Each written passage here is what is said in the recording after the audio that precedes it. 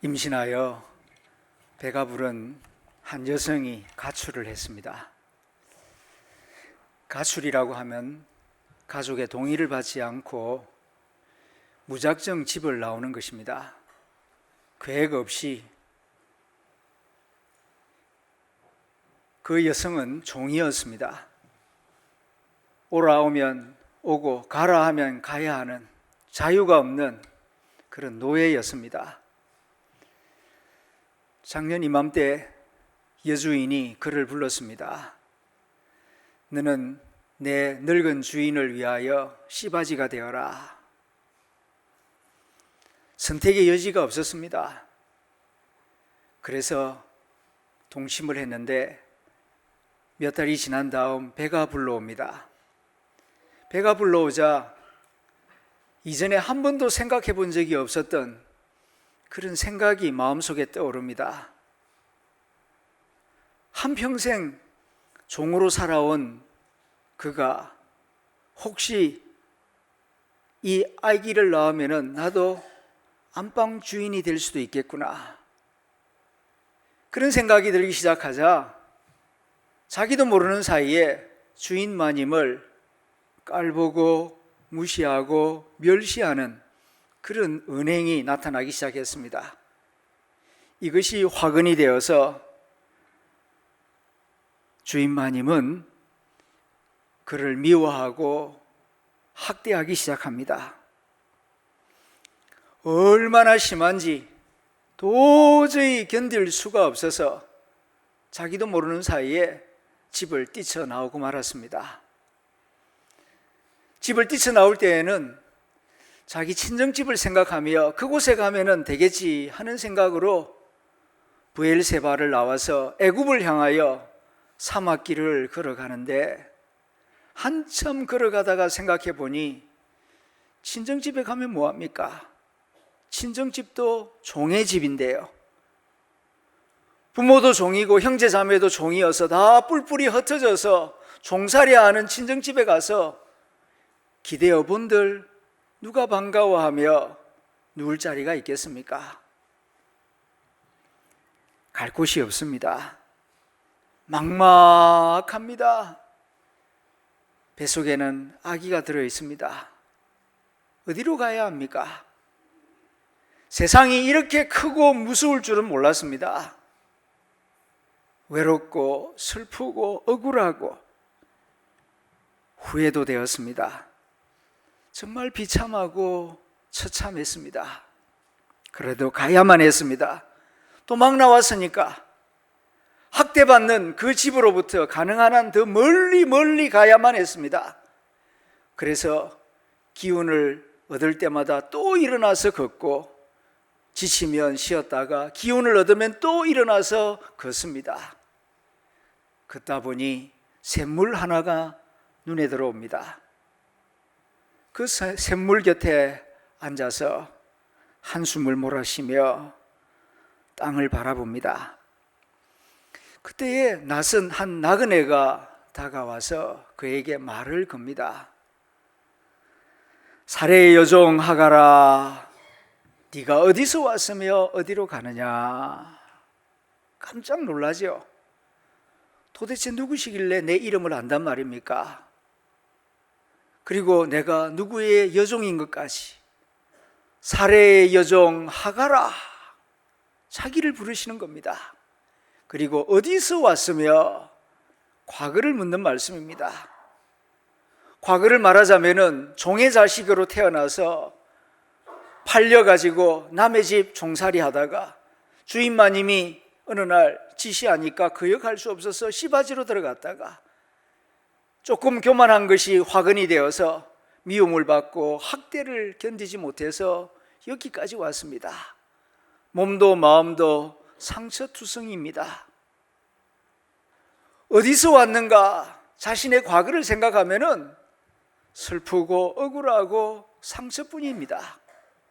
그런데 어디로 가느냐 또 물으십니다. 미래를 물으시는 말씀입니다. 어디로 갈 것인가? 어디로 가야 할 것인가? 자기도 모릅니다. 막막하고 불안하고 두려울 뿐입니다.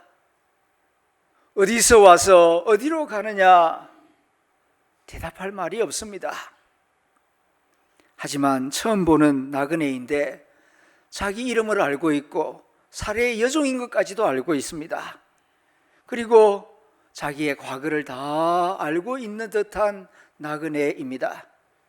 그분 앞에서 더 이상 숨길 것이 없을 것 같아서 자기의 형편과 처지를 솔직하게 말합니다.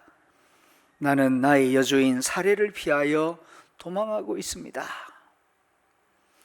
이 고백을 할 때에는 자기를 좀 긍휼히 여기고 뭔가 위로와 도움을 주실 말씀을 기대하면서 하갈은 이 말을 했을 것입니다. 그런데 하갈의 이 말을 듣고 나그네는 최악의 말을 합니다. 다시 내 여주인에게로 돌아가라. 너를 학대하는 그 여주인에게로 돌아가라. 그 수하에 가서 다시 복종하여라. 말씀하시는 겁니다. 하갈은 이 말을 듣고 무척 실망이 됩니다. 그렇지 않아도 너무 억울한 일을 당해서 견딜 수가 없어서, 견딜 수 있었으면 견뎠을 것입니다.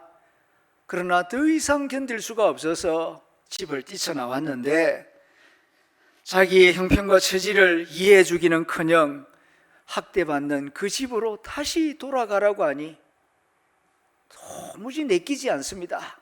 어떻게 그 지옥 같은 집안으로 다시 들어가라고 말씀하시는지.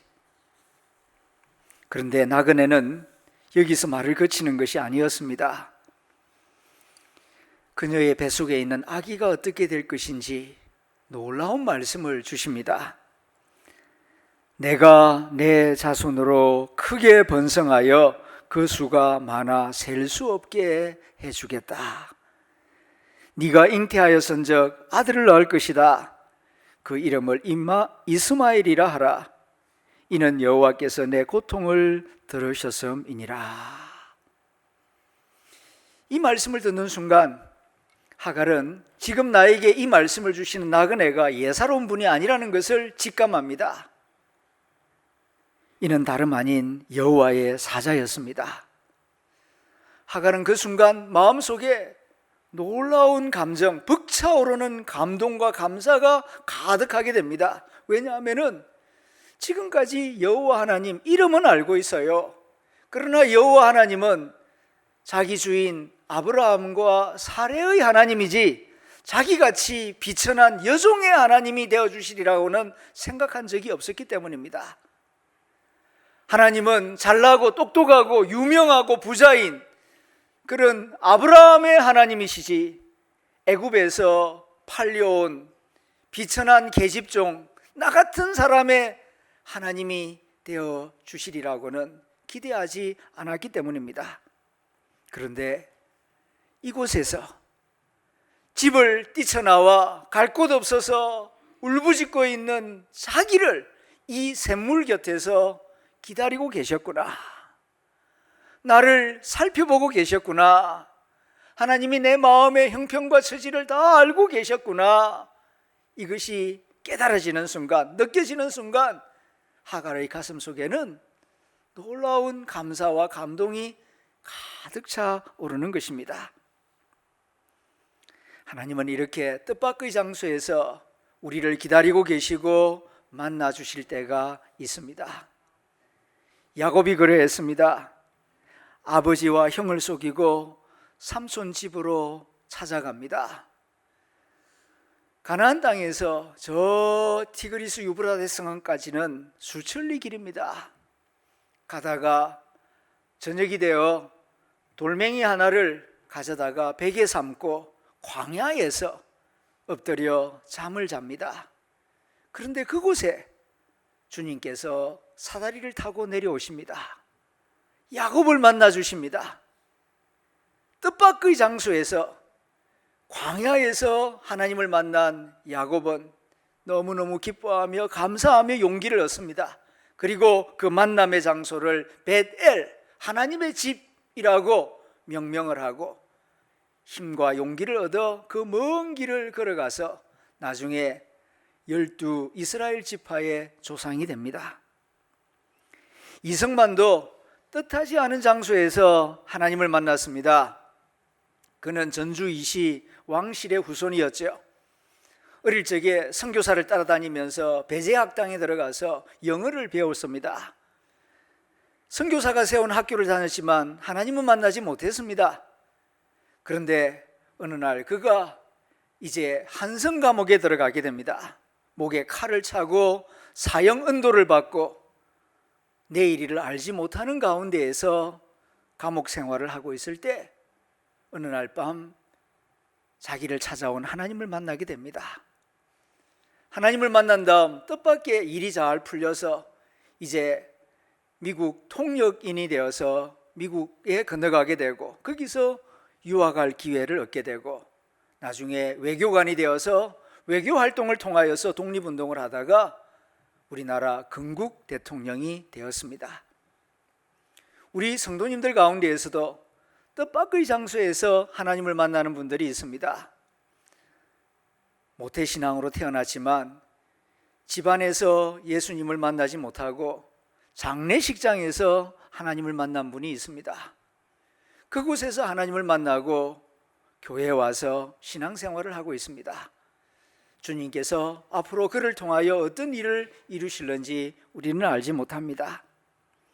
여러분들도 뜻밖의 장소에서 하나님을 만날 때가 있을 것입니다. 여러분들은 생각하고 있지 않으나 하나님은 여러분들을 생각하고 계시고 기다리고 계시고 지켜보고 계시기 때문입니다. 이렇듯 생각하지 못한 곳에서 하갈을 찾아오신 하나님, 그 하나님은 하갈의 아픔과 불안과 걱정을 이해하시고 은혜를 베풀어 주십니다. 아마 하갈에게 직면했던 가장 큰 걱정거리는 뱃속에 있는 아기였을 것입니다. 모든 어머니가 다 그러하듯이 나는 고생을 하더라도 내 아이만큼은 잘 되었으면 좋겠는데 아이의 미래를 위해서라면은 자기 목숨도 아끼지 않을 것입니다. 하갈의 심정이 그러했을 것입니다. 막상 집을 뛰쳐나오기는 했지만은 나와 보니까 세상이 너무 크고 너무 두렵습니다. 좀 더럽고 치사하더라도 차라리 아브라함의 집에 그냥 머물러 있었더라면 서름이야 이루 말할 수가 없었겠지만은 하루 세 끼 밥은 얻어먹을 수 있었겠지요. 그리고 태어난 아이도 결국은 아브라함의 피로 인정을 받고 아주 무시하지는 못할 것입니다. 그런데 막상 이렇게 집을 뛰쳐나오고 보니까 이 거대한 광야 같은 세상 속에서 어떻게 살아남을 수가 있단 말입니까? 나야 고생을 하지만 뱃속에 있는 이 아기가 무슨 죄가 있습니까? 그래서 울부짖습니다. 그러한 하갈의 형편과 처지를 다 알고 계시는 하나님께서 그 아이에 대하여 놀라운 말씀을 주십니다. 10절에 있는 말씀입니다. 나 여호와가 내 자손으로 크게 번성하여 그 수가 많아 셀 수 없게 하리라. 할렐루야. 걱정하지 말라. 불안하지 마라. 두려워하지 마라. 네가 지금 무슨 걱정을 하고 있는지, 어떤 불안과 두려움을 가지고 있는지 내가 잘 알고 있다. 네 뱃속에 있는 아이 번성하게 할 것이다. 그 씨가 창대하게 할 것이다. 놀라운 축복의 말씀을 주십니다. 뿐만 아닙니다. 하나님은 지금 그녀가 잉태하고 있는 아이의 이름까지 지어주십니다.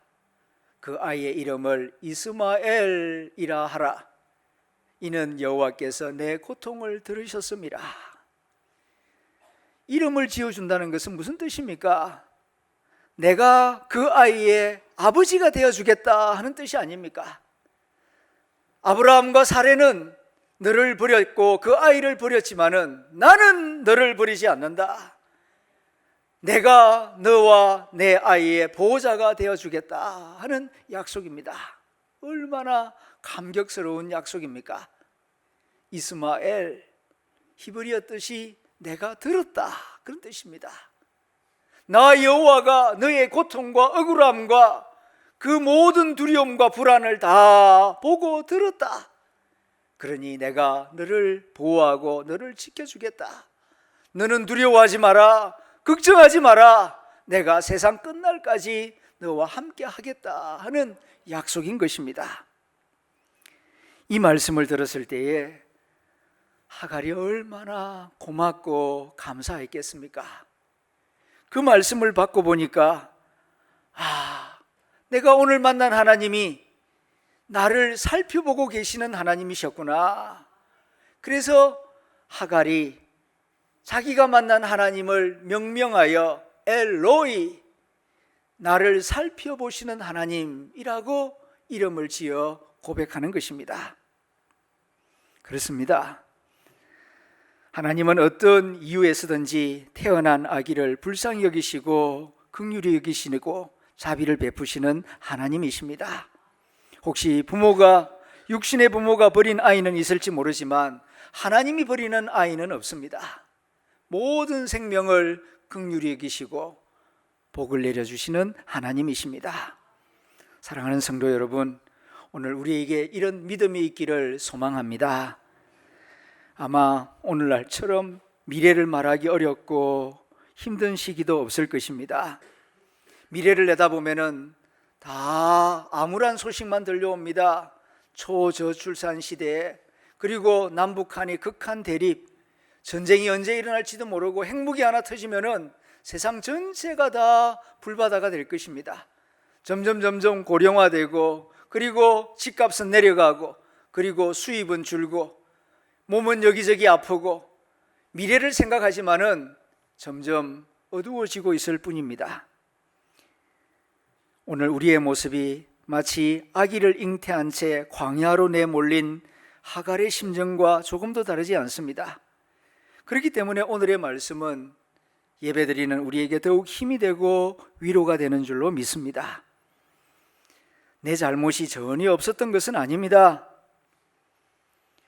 당연히 겸손하고 당연히 순종해야 했지요. 그러나 나도 모르는 사이에 가진 것이 조금씩 늘어나면서 자신감이 변하여 교만이 되었습니다. 어깨에 힘이 들어간 것도 사실이고 남을 무시했던 것도 사실입니다. 그 때문에 이런 일을 당했습니다. 그러나 그것 때문에 너무 자책하거나 절망하시지는 않기 바랍니다. 하나님 앞에서 교만한 것도 죄가 되지만 절망하는 것도 죄가 되는 것입니다. 사랑과 긍휼의 눈으로 하갈을 살펴보신 하나님이 저와 여러분도 살펴보시는 줄로 믿습니다. 하나님은 꺼져가는 등불도 끄지 아니하시고 상한 갈 때도 끄지 아니하시고 자비와 긍휼을 베푸시는 좋으신 하나님이십니다. 기억하시기 바랍니다. 하나님의 사랑은 내가 지은 죄보다 더 큽니다. 천지 만물을 창조하신 하나님은 이 세상의 문제보다, 나의 문제보다 더 크고 위대하신 하나님이십니다. 원래 이스라엘은 하나님이 원해서 세상에 태어난 아이가 아니었습니다. 인간의 조급함의 파생물이었습니다. 그럼에도 불구하고 하나님은 하갈이 잉태한 생명을 이스마엘이라고 이름을 직접 지어주십니다. 비록 인간이 잘못했지만, 그래서 이렇게 하갈처럼 변두리로 쫓겨나고 고달픈 인생을 살고 있지만, 하나님은 그러한 일들조차도 하나님의 손 아래 두시면서 합력하여 선을 이루어 나가시는 전능하신 하나님이십니다. 오늘 우리가 직면한 문제와 갈등의 원인이 무엇이든지 간에 사람이 사람을 대상으로 어떤 잘못과 실수를 하고 또 어떤 아픔과 상처를 안겨준다 할지라도 하나님은 그것조차도 하나님의 섭리 안에 끌어당기셔서 하나님의 지혜로, 하나님의 능력과 사랑으로 합력하여 구원을 이루시고 선을 이루시는 좋으신 하나님, 전능하신 하나님이신 것을 굳게 믿고 어떤 상황과 처지 가운데에서도 믿음과 소망을 가지시기를 축원합니다. 이렇게 하나님이 자기같이 비천한 사람을 지켜보고 계셨다 하는 사실을 하갈이 알게 되었을 때에 하갈의 마음속에는 억누르기 힘든 감사와 감동이 솟아오릅니다. 그래서 이렇게 고백합니다. 13절에 있는 말씀, 오늘 설교의 핵심 되는 성경 구절입니다. 내가 어떻게 뜻밖의 여기서 나를 살펴보시는 하나님을 배웠는고 하면서 기뻐하고 감사합니다. 그리고 자기 곁에 있던 그 샘의 이름을 브엘 라헬 로이라고 부릅니다. 브엘이라는 말은 샘물이란 뜻이고 라헬이라는 말은 살아있는, 로이 하면 지켜보시는, 그러니까 살아계시고 지켜보시는 하나님을 이곳에서 만났다라는 뜻으로 브엘 라헬 로이라고 이름을 지어주고, 그리고 자기가 만난 하나님의 이름을 히브리 말로 엘로이라고 불렀습니다. 나같이 비천한 사람을 지켜보시고 살펴보시는 하나님, 하나님은 엘로이 하나님이십니다. 이 고백은 매우 중요한 의미가 있습니다. 앞에서도 말씀드렸습니다마는 지금까지는 하나님은 아브라함의 하나님인 줄로만 알았습니다. 족장의 하나님, 큰 부자의 하나님, 지도자의 하나님, 훌륭한 사람의 하나님인 줄로만 알았습니다. 나같이 애굽에서 팔려온 계집종 비천한 사람의 하나님이 되리라고는 상상하지 않았습니다. 그런데 이곳에서 뜻밖의 하나님을 만나면서 하나님은 아브라함만 지켜보시는 것이 아니라 나같이 비천한 사람, 변두리로 쫓겨난 사람도 하나님이 눈여겨보고 계셨구나 하는 사실을 깨닫고, 엘로이, 나를 살펴보신 하나님 너무너무 감사합니다, 하나님을 찬양하는 마음이 이 고백 속에 담겨 있는 것입니다. 우리에게도 하나님을 엘로이 하나님으로 고백하는 것은 신앙생활에 중요한 의미가 있습니다. 교회를 다니다 보면은 어떤 성도들은 그렇게 생각할 때가 있습니다. 하나님은 목사님의 하나님, 장로님들의 하나님이지 이름도 없고 존재감도 없는 나 같은 성도의 하나님이 되어 주실까? 목사님이 기도하면 잘 들어주시겠지만은 나같이 믿음도 약하고 연약한 성도가 기도한다고 하나님 귀를 기울이실까? 그러니까 기도를 하더라도 목사님이나 장로님에게 부탁해서 기도해야지 내가 어떻게 직접 기도할 수 있겠나? 혹시 그런 마음을 가지면서 교회를 다닌 분은 없습니까? 오늘 말씀을 들으면서 깨달으시길 바랍니다. 하나님은 아브라함의 하나님도 되시지만은 하갈의 하나님도 되신다 하는 사실이십니다. 하나님은 약하고 소외된 성도들을 더 긍휼히 여기시고 그곳에 더 마음이 있습니다. 집안에서도 여러 자녀들이 있지만은 부유하고 똑똑하고 잘난 자식보다는 연약한 자녀에게 더 많은 긍휼과 사랑의 마음을 가지듯이 연약한 성도에게 하나님은 더 깊은 관심을 가지고 지켜보고 계신다 하는 것을 꼭 기억하시기를 바랍니다. 하갈의 하나님이 나의 하나님이십니다. 엘로이 하나님이라고 고백하는 것은 오늘날 우리 신앙생활에도 중요한 의미가 있습니다.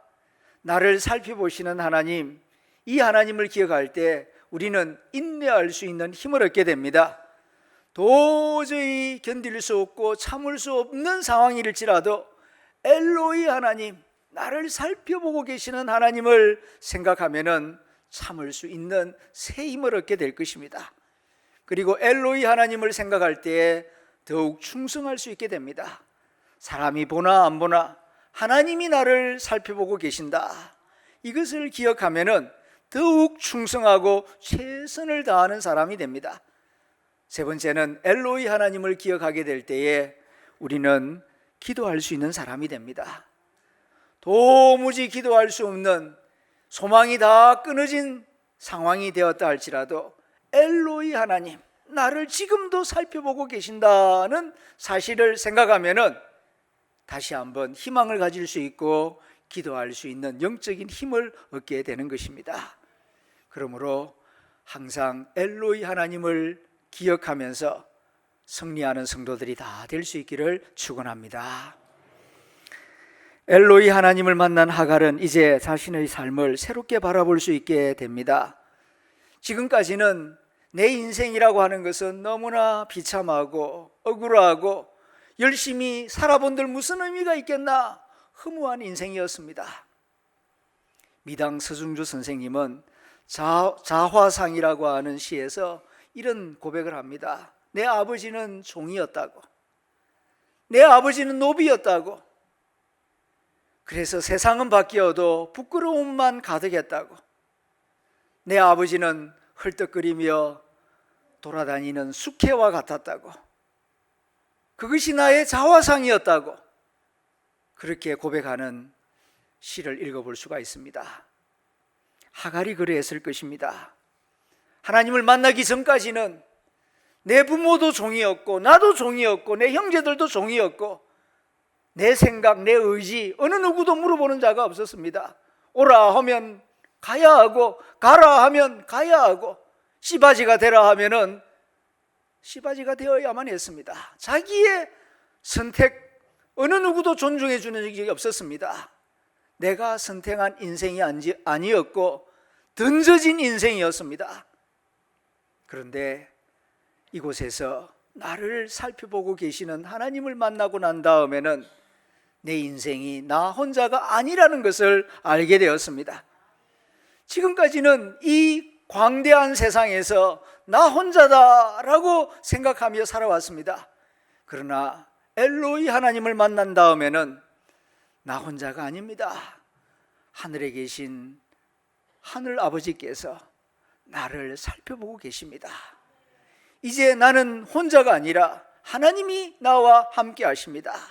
이것을 믿게 되었고, 이 믿음으로 이제는 말씀에 순종하여 자기를 학대하는 주인의 집으로 발걸음을 돌이킵니다. 내 여주인에게로 돌아가서 그 수하에 복종하라 하신 말씀대로 다시 돌아갑니다. 피하고 싶었던 현실인데 이제는 당당하게 맞서는 용기와 믿음을 가지고 그 집으로 자기 발로 걸어 들어가는 것입니다. 하나님을 만난 사람의 심령은 이렇게 변화합니다. 현실이 변화하는 것이 아니라 하나님을 만나고 난 다음에는 이제는 더 이상 피하지 않습니다. 당당하게, 담대하게 그 현실에 부딪히면서 그 현실 가운데에서 하나님의 뜻을 이루어 나가는 것입니다.